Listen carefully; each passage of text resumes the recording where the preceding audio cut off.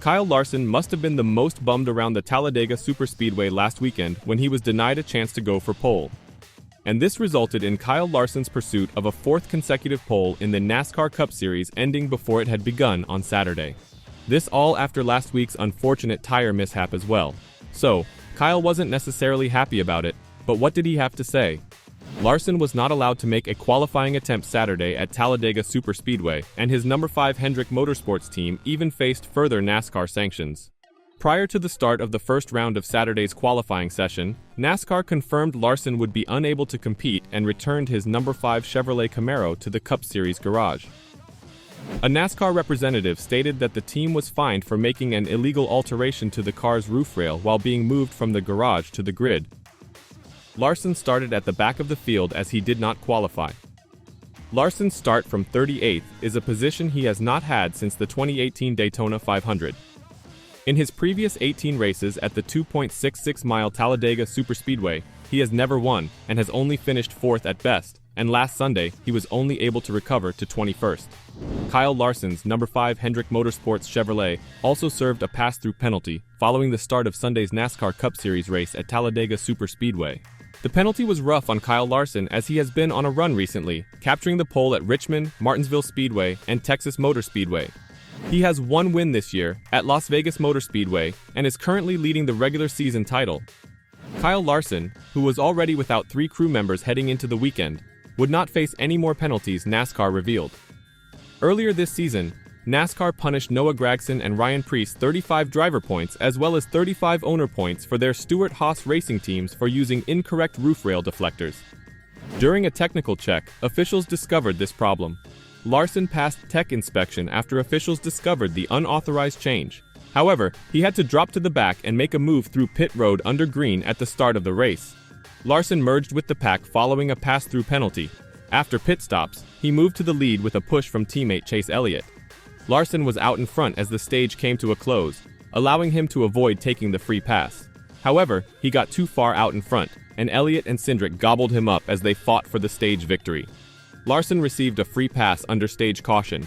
During stage 2, he advanced to 6th place before the pit stops began. After pit stops, he was 12th but moved up to 3rd by the end of stage 2. Larson dropped track position on stage 3 and finished 21st. Larson still has a 15-point lead over Martin Truex Jr. into Dover next Sunday. This all while Larson had some bad luck in recent races, as last time out, Larson suddenly lost a tire midway through the race. And Cliff Daniels and Kyle Larson were confused when the wheel detached from the number 5 Hendrick Motorsports Chevrolet last weekend, and the team is working with NASCAR to better understand the problem. It was really bizarre the way it all happened, Daniels said. There are some features of the design and the way it all goes together where we just want to have some really good conversations with NASCAR. I know that NASCAR has done a good job in the past of having a working group around wheels and tires coming loose and the whole system. So, we would like to continue those conversations. Daniels has previously met with NASCAR's Senior Vice President of Competition, Elton Sawyer, and Senior Vice President of Innovation and Racing Development, John Probst. As the series moved on to Talladega Superspeedway, he viewed those interactions as positive. There was no smoking gun to prove that Larson's right rear wheel was loose when he exited the pit box at Texas Motor Speedway. It didn't detach until lap 117, when Larson, the leader, was pacing cautiously. Larson had already ran laps at full speed without problems, although a wheel usually comes free quickly after a pit stop because the single center-locking lug nut was not tight. The crew used video and images to study the occurrence and examined the bits and pieces of the hub as well as the wheel nut itself. Daniels believed that all of this together provided a very good picture of what transpired, though he is hesitant to divulge specifics due to current discussions. For us to finish that caution, take the restart from the lead 10 or 12 green flag laps, then have another caution period and then it come loose, obviously, very bizarre, he added. There are a lot of things we're looking at as to why that happened. We think we have the answer, and now it's a matter of training ourselves on what to look for more in the moment when you think the wheel is tight, which obviously we did think the wheel was tight, and then moving forward with NASCAR, how can we come together and really get the whole garage involved on this specific case, and what a good solution for it could be. So, as I stand right now, only a handful of days into those conversations, I'm optimistic about where this could go. I'm sure it'll take a little bit of time, but there have been good looks at it so far and we'll continue to analyze and see where it goes from here. Larson seemed to be the dominant driver in Texas before his wheel fell off, winning the opening stage and leading 77 laps. Despite being penalized 2 laps for the wheel falling off, he finished 21st. In addition to the 2-lap penalty during the race, NASCAR punished Larson's jackman and tire changer for the next 2 Cup Series races. "It was just weird," Larson said. "I never felt anything. I ran laps at speed and then ran laps under caution and was like, oh, my right rear is flat." Then the wheel took off. So it was weird and unfortunate. But we still had time to get our race back together. Just wasn't quite good enough once we got to the lead lap.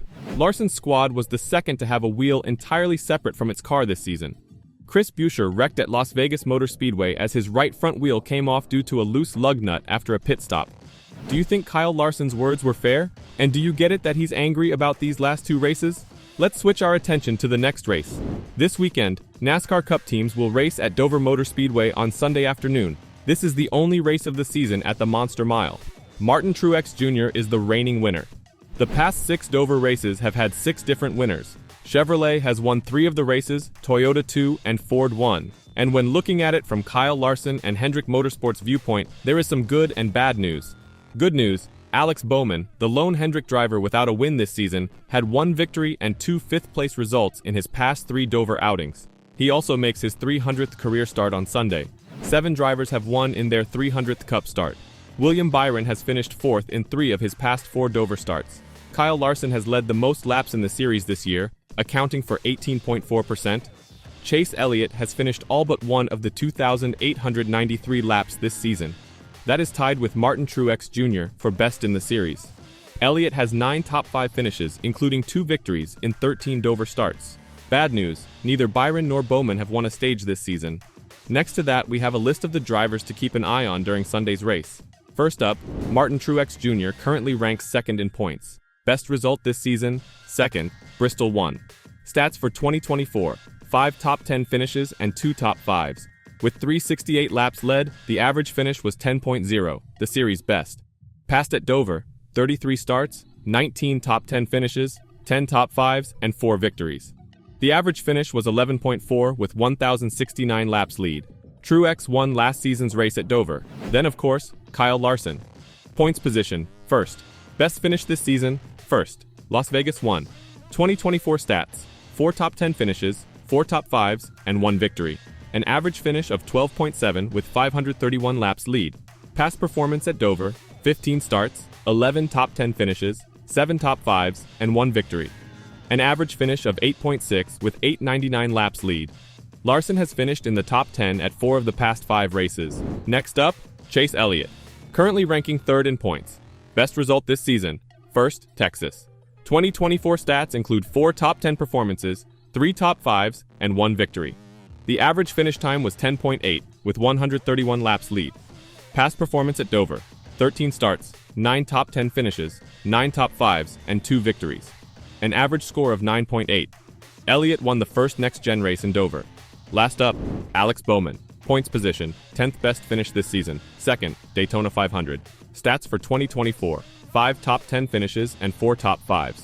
An average finish time of 14.2 with 6 laps lead. Previous performances at Dover include 12 starts, 5 top 10 finishes, 5 top 5 finishes, and 1 victory. An average finish of 17.8. Bowman's past 3 Dover finishes were 6th, 1st, and 5th. He missed the event last season owing to an injury. Who are you rooting for this upcoming weekend? Let me know in the comments down below.